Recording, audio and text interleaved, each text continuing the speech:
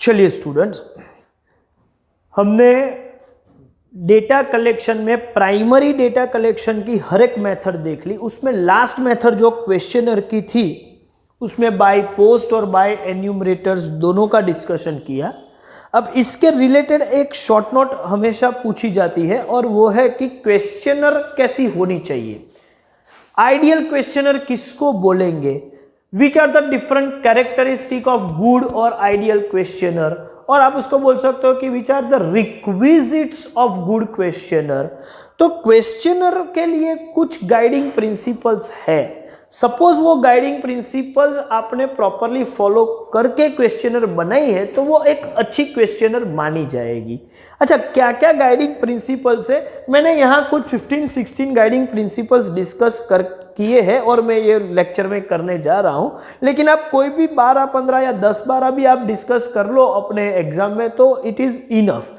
मतलब 8 या 10 भी लिख के चलो तो भी चले।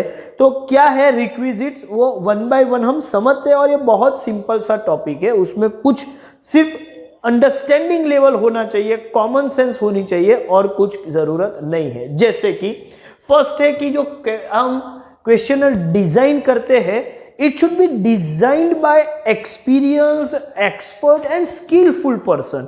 कोई भी हैफेजार्ड वो सब्जेक्ट को जानता भी नहीं है, प्रॉपरली समझता नहीं है और वो क्वेश्चनर बना देगा तो हो सकता है कि जो क्वेश्चनर डिजाइन किए उसमें कुछ इररिलेवेंट क्वेश्चंस आ जाए और काफी कुछ रेलेवेंट क्वेश्चन मिस हो जाए। ऐसा ना हो, इसके लिए एक जनरल एक गाइडिंग प्रिंसिपल या एक रिक्वायरमेंट ये है कि it should be designed by skilful, experience and expert person. तो ये फर्स्ट रिक्वायरमेंट जो है वो हमने डिस्कस किया। दूसरा है कि उसका टाइटल अट्रैक्टिव होना चाहिए। क्वेश्चनर के टाइटल को देख के लोग समझेंगे कि हाँ भाई क्या है, चलो मैं वो मोटिवेट होगा कि चलो मैं आंसर दूं या ना दूं। तो अट्रैक्टिव टाइटल होना चाहिए। मतलब आप बोलते हैं ना कि बुक को हम जज करते हैं कवर देख के, ऐसा नहीं होना चाहिए, फिर भी ऐसा होता है। तो टाइटल एप्रोप्रिएट होना चाहिए, अट्रैक्टिव होना चाहिए क्वेश्चनर का, और ऐसा होना चाहिए so that respondent becomes motivated to response. उसको ऐसा लगे कि चलो अच्छी बात है मैं इसका रिस्पॉन्स दूं। थर्ड रिक्वायरमेंट ये है कि आपकी questionnaire should be accompanied by some request letter or you can say covering letter। एक कवरिंग लेटर के साथ आपको क्वेश्चनर डिजाइन करनी चाहिए। कवरिंग लेटर में क्वेश्चनर फिलअप करने की प्रॉपर इंस्ट्रक्शन दी होगी, उसमें कौन से पर्पस के लिए आप ये इन्वेस्टिगेशन या ये सर्वे कंडक्ट कर रहे हो, उसके ऑब्जेक्टिव्स होंगे, क्या बेनिफिट होगा सोसाइटी को या इंडिविजुअली, वो वहां पर लिखा होगा। ठीक है, वो उसमें कवरिंग लेटर में आप एश्योरेंस भी दे सकते हो कि हाँ भाई आपकी जो भी इंफॉर्मेशन आप दोगे वो हम कॉन्फिडेंशियलिटी मेंटेन करेंगे, उसका एश्योरेंस भी वहां पर होगा। कुछ गिफ्ट आप देना चाहते हो कि जो रिस्पॉन्स देगा उसको हम स्मॉल गिफ्ट ऑफर करेंगे। तो ये सब चीजें रिक्वेस्ट लेटर में होगी और उसके साथ साथ सेल्फ एड्रेस स्टैम्प्ड एनवेलप भी वहां पर होना चाहिए बाय पोस्ट। सपोज आप एक क्वेश्चनर एडमिनिस्टर करना चाहते हैं तो, क्योंकि पोस्टेज का खर्चा रिस्पोंडेंट नहीं करने वाला।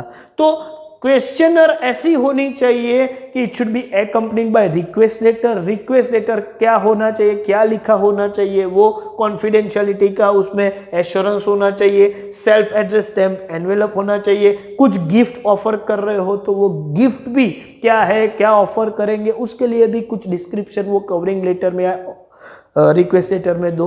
तो ये क्वेश्चनर अच्छी होने के लिए कुछ रिक्वायरमेंट है कि इस तरीके का एक कवरिंग लेटर या रिक्वेस्ट लेटर होना चाहिए। अब बात करते हैं सीधे क्वेश्चनर की। तो क्वेश्चनर फिलअप करने की प्रॉपर इंस्ट्रक्शन रिक्वेस्ट लेटर में दी है और रिक्वेस्ट लेटर है कंपनी ना हो तो आप क्वेश्चनर के ही इंट्रोडक्शन में पहले पूरी इंस्ट्रक्शन दे दो कि किस तरीके से क्वेश्चनर को फिलअप करना है। उसके बाद क्वेश्चनर में कितने क्वेश्चंस रखने हैं वो एक पॉइंट होता है। देखो बहुत सारे नंबर ऑफ क्वेश्चंस होंगे तो रिस्पोंडेंट ज्यादा क्वेश्चन के आंसर नहीं देगा। मतलब size of questionnaire should not be too large. और नंबर ऑफ क्वेश्चन इतने कम भी नहीं होने चाहिए कि हमारा जो पर्पस है उसके हिसाब से जो रिक्वायरमेंट है वही इंपॉर्टेंट क्वेश्चन रह जाए लेना। तो बैलेंस करके आपको साइज रखनी है, नंबर ऑफ क्वेश्चंस कितने रखने हैं वो डिसाइड करना है। लैंग्वेज जो है क्वेश्चंस की वो सिंपल होनी चाहिए, अंडरस्टैंडेबल होनी चाहिए, ठीक है। वो फ्रेजीज और इसका बहुत ज़्यादा यूज उसमें नहीं होना चाहिए, वो कंप्लीट और सिंपल लैंग्वेज में ये क्वेश्चन डिजाइन किया होना चाहिए। तो क्वेश्चन की लैंग्वेज जो है वो सिंपल होनी चाहिए। क्वेश्चन का ऑर्डर, पूछने का ऑर्डर लॉजिकल, सीक्वेंस लॉजिकल होनी चाहिए।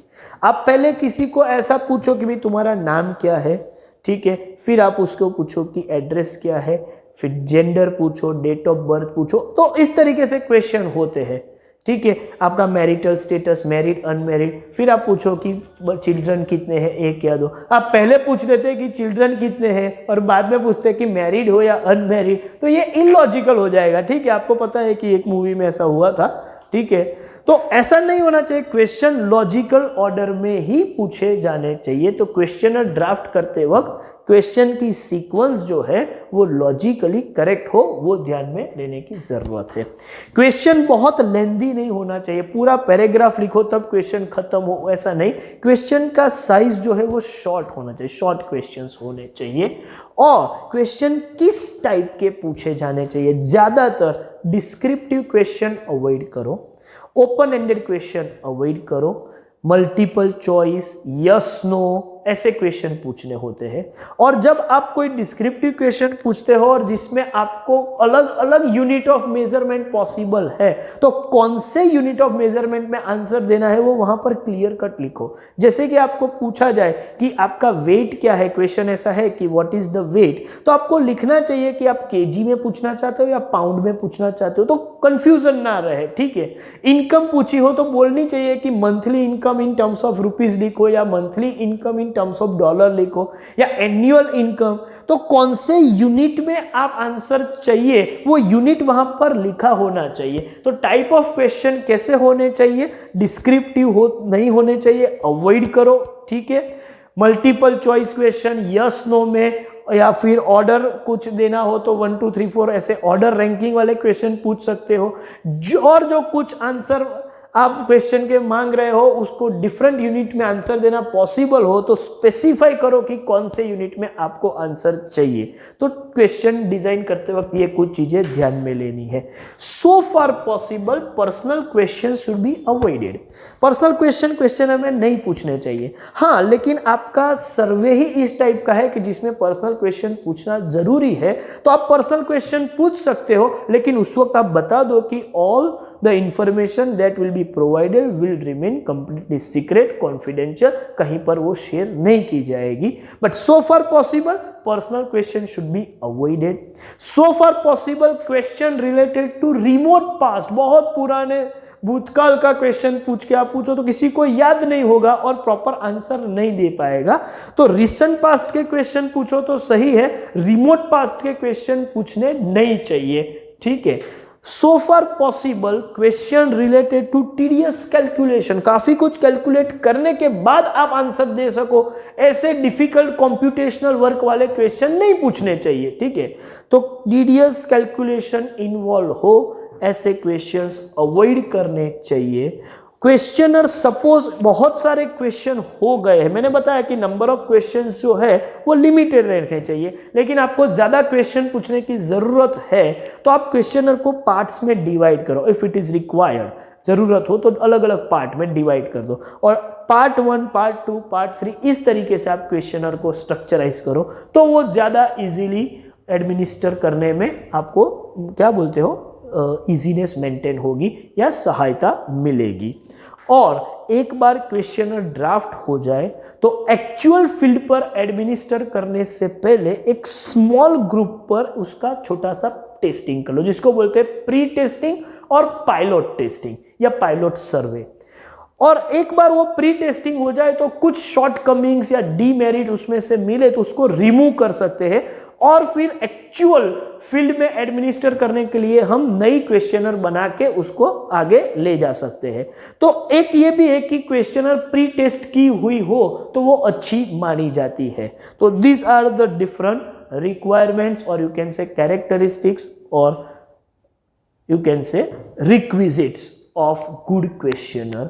इसका क्वेश्चन आए तो आप कोई भी 5, 10, 15 जितनी याद रहे उतनी, मिनिमम 5 तो याद रखो, 5 या 7 याद रखो तो चलेगा। ये शॉर्ट नोट में आपको लिखना है।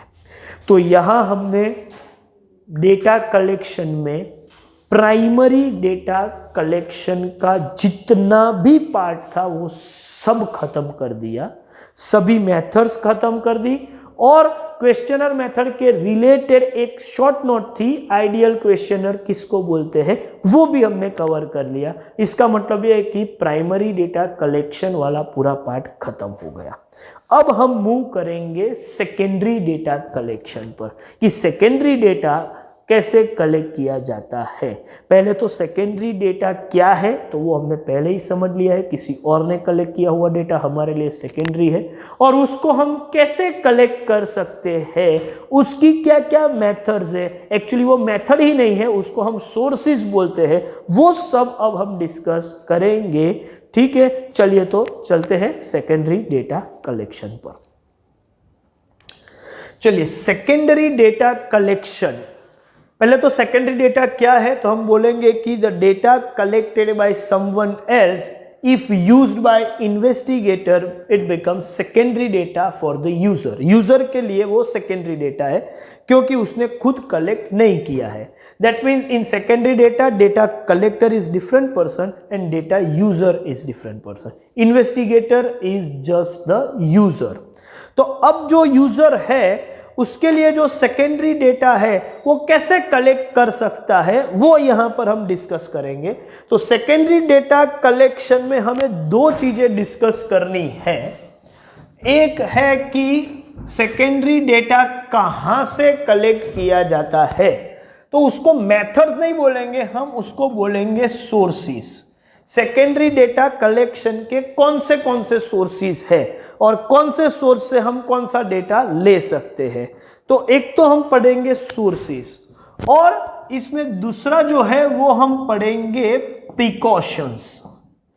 Precautions while using secondary data. क्योंकि सेकेंडरी डेटा जो है वो किसी और ने कलेक्ट किया है और हम सीधा यूज कर रहे हैं, तो यूज करने से पहले हमें थोड़ी बहुत, ठीक है, थोड़ी बहुत प्रिकॉशंस लेनी होगी। और वो कौन सी प्रिकॉशंस है, क्या प्रिकॉशंस लेके हमें काम करना है उसका डिस्कशन करेंगे। लेकिन पहले सोर्सेस और बाद में प्रिकॉशंस। ठीक है, तो देखते हैं सोर्सेस ऑफ सेकेंडरी डेटा क्या है। चलिए, सोर्सेस ऑफ सेकेंडरी डेटा, तो उसको मैं दो कैटेगरी में डिवाइड करूंगा, publish sources and unpublish sources.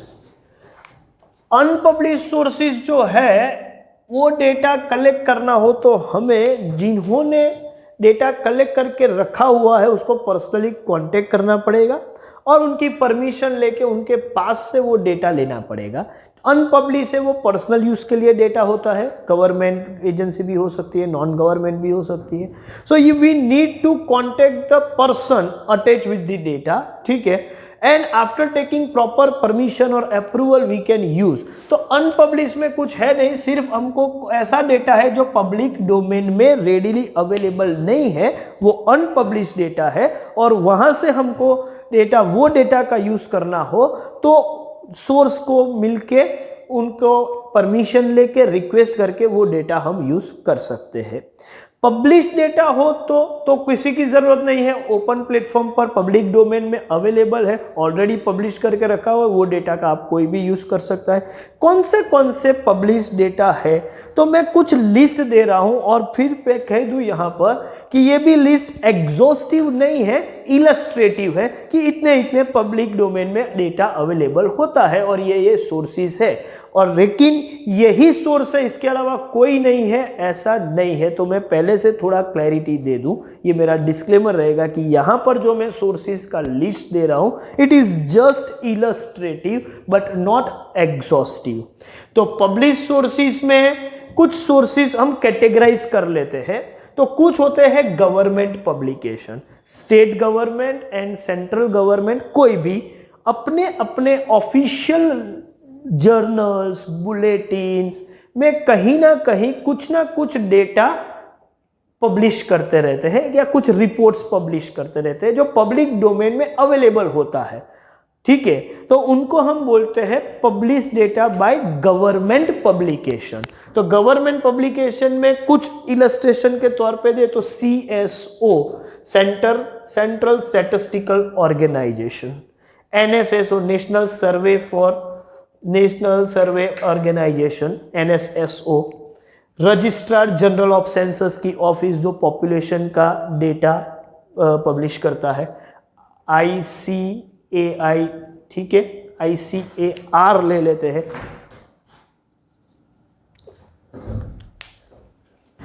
Statistical abstract of Gujarat state, socio economic review of Gujarat state. ये सब कुछ गवर्नमेंट सेंट्रल या स्टेट गवर्नमेंट के पब्लिकेशन है एटसेट्रा मैं बोल सकता हूँ। इसके अलावा भी कई सारे हैं जिनका आप पब्लिक डोमेन में अवेलेबल है, ओपन सोर्स है, उनका यूज़ करके आप डेटा जो डेटा है उसका यूज़ करके आप अपना स्टडी कंडक्ट कर सकते हैं।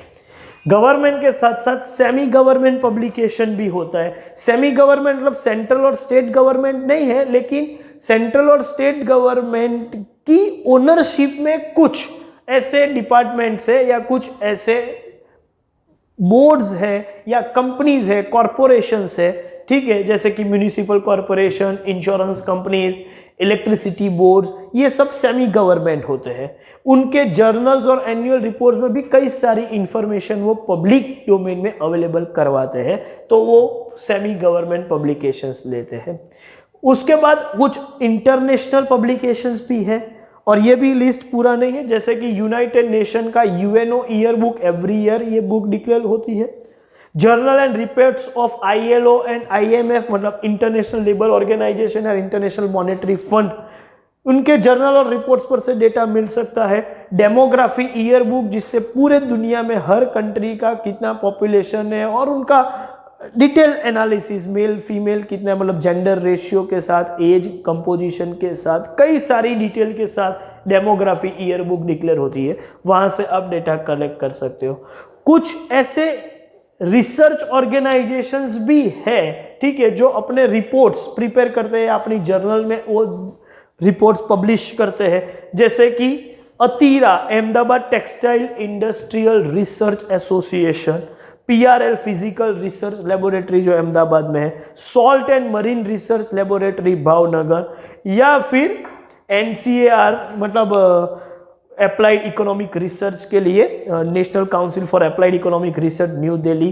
तो ये सब जो है वो अपने रिपोर्ट्स या जर्नल्स में कुछ ना कुछ डेटा पब्लिश करते रहते हैं, वहाँ से भी आपको अच्छा सा डेटा मिल जाएगा जिस पर आप स्टडी करना चाहते हो। और इतना ही नहीं, कुछ और भी लिस्ट है जो मैं यहाँ पर आपको प्रेजेंट करने जा रहा हूँ, एक दो और चीज़ें, चलिए देख लेते हैं। तो पब्लिश डेटा में हमने डिस्कस कर लिया government publication, semi government publication, international publication and reports of research and other organisation. अब और भी है कुछ कैटेगरी जिसमें बोलेंगे publications of trade and business organisation and newspapers and periodicals. कुछ इलस्ट्रेटिव एग्जांपल लिए हैं, जैसे ट्रेड ऑर्गेनाइजेशन और बिजनेस ऑर्गेनाइजेशन, जैसे कि institute of chartered accountants of India एक प्रोफेशनल लोगों का एसोसिएशन है, इंडियन मेडिकल एसोसिएशन जो डॉक्टर का एसोसिएशन है, चैम्बर ऑफ कॉमर्स, ठीक है, जो इंडस्ट्री में जो काम कर रहे हैं, जो बिजनेस कर रहे हैं, ठीक है, उनका एक एसोसिएशन है। ट्रेड एसोसिएशन भी कई सारे होते हैं।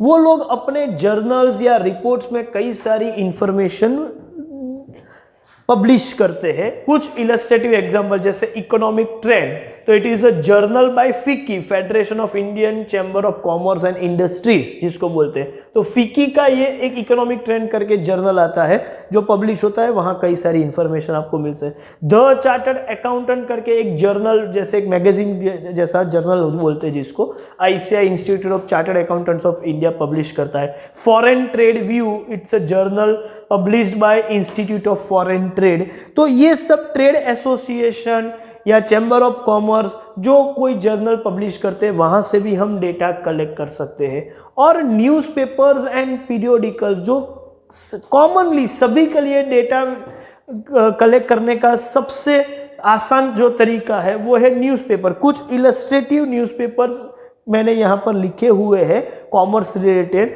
जैसे कि economic and political weekly, business today, financial express, outlook money, the economist. तो ये सब में, और ये कोई पूरा लिस्ट नहीं है, कई सारा इसमें भी आगे पीछे हो सकता है, और कई सारे और भी पब्लिकेशंस में ऐड कर सकता हूं। पहले ही मैंने बता दिया कि ये एग्जॉस्टिव लिस्ट नहीं है, लेकिन ये कुछ सोर्सेस है जहां से आप, पब्लिश सोर्सेस है जहां से डेटा कोई भी रिसर्चर कलेक्ट इजीली कर सकता है। अनपब्लिश के लिए तो मैंने पहले ही बता दिया आपको कि क्या करना होगा, कि ओरिजिनल सोर्स जो कंसर्न डेटा के साथ कनेक्टेड है उसका कांटेक्ट करके उसकी परमिशन लेके वो डेटा हम यूज कर सकते हैं, और वो डेटा अवेलेबल करे तो चलिए सोर्सेस ऑफ सेकेंडरी डेटा जो है उसका डिस्कशन हमने खत्म कर दिया। लेकिन इसके साथ साथ एक कनेक्टेड टॉपिक है कि सेकेंडरी डेटा का जो कलेक्शन है, जो सोर्सेस से आप यूज कर रहे हो, वो ऐसे ही यूज कर सकते हो एज एंड व्हाट जो अवेलेबल है उस पैटर्न से, तो आप बोलोगे नहीं। क्यों? क्योंकि सेकेंडरी डेटा किसी और ने किसी और पर्पस के लिए कलेक्ट किया है, आपके पर्पस के साथ वो शायद मैच हो शायद ना हो। इसका ये मतलब है कि सेकेंडरी डेटा फेस वैल्यू पर यूज नहीं किया जा सकता। तो before using secondary data we need to take certain precautions. तो अब जो हमारा टॉपिक है वो है precautions before using secondary data. Secondary data use करने से पहले हमें कुछ चीजों को ध्यान में लेना चाहिए, और उसके बाद हम वो डेटा यूज करेंगे। तो क्या है, चलिए देख लेते हैं। तो टाइटल में दे रहा हूं प्रिकॉशंस।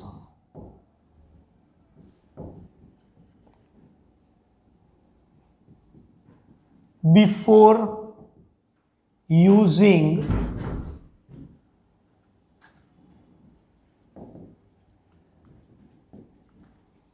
secondary data।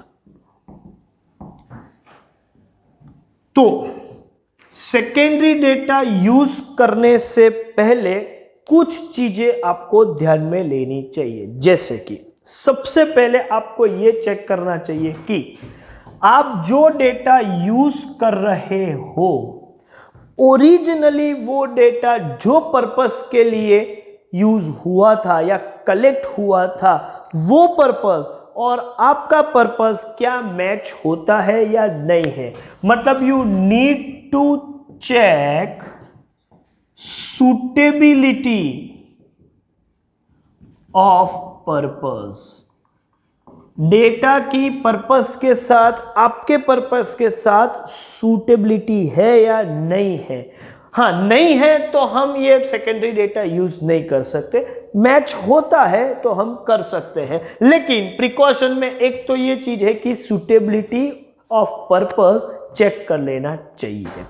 अच्छा, फिर इसके साथ साथ आपको एक और चीज भी चेक करनी है, और वो है सफिशिएंसी या एडिक्वेसी।